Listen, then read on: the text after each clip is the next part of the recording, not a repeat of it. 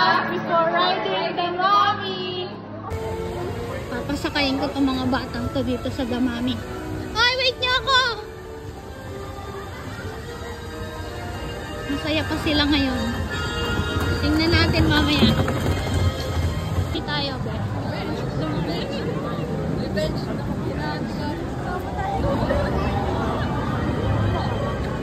This is us after riding the mommy.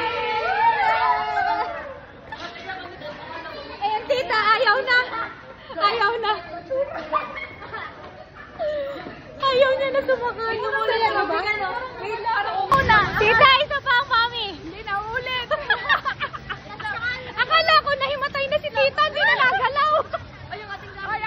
Nakagayon lang si tita.